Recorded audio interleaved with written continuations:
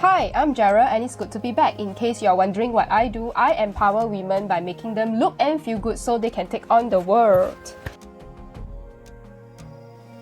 So for today's topic, I will be talking about the stressful things you must ignore in 2020.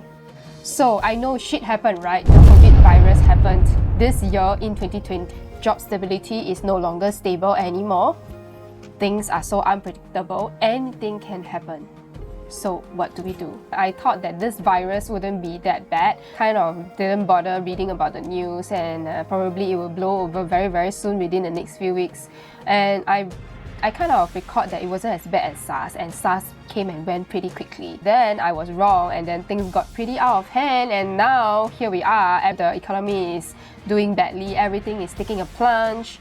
But well, shit happens in life, and it's how we respond to it that matters the most, right? What your parents think is best for you.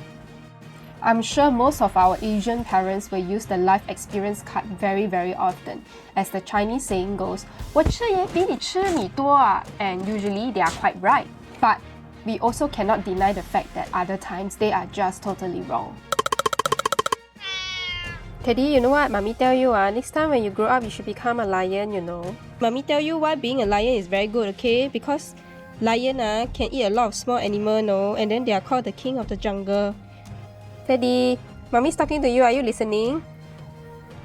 Hey, hello. Being a cat is not so good, no? What they do all day, tell me. You eat and sleep, eat and sleep, eat and sleep. No good, no? Being cat, don't be a cat, okay? Be a lion, okay?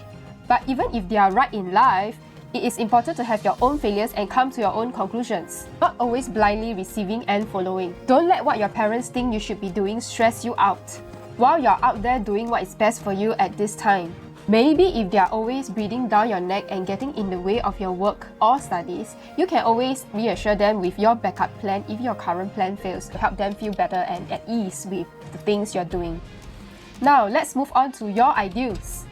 If you're doing any kind of work, especially creatives, it's easy to get stuck, never feeling quite ready to release it, or move on to the next project because it's just not quite right. I admit, makeup is a creative. Actually, you can make any serious work creative if you want to. This ideal problem is the gap between how you feel good creative work should be and your current ability. Even the greatest people have their own flaws. You just have to accept them or choose to slowly tackle one area at a time. Focus your energy towards improving rather than worrying. Moving on to the next stressful thing, resistance.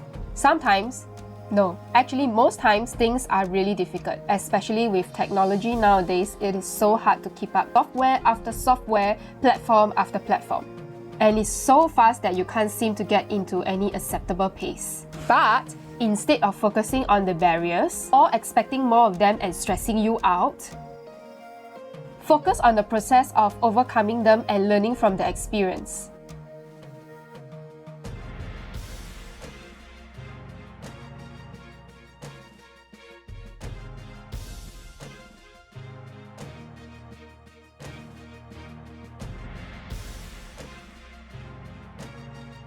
Maybe you can just choose to think of this COVID crisis as a blessing in disguise. If you have a stressful job or life in general, take this crisis as a time to recharge and reboost your energy, and you will reduce the negative health effects that are linked with prolonged periods of stress.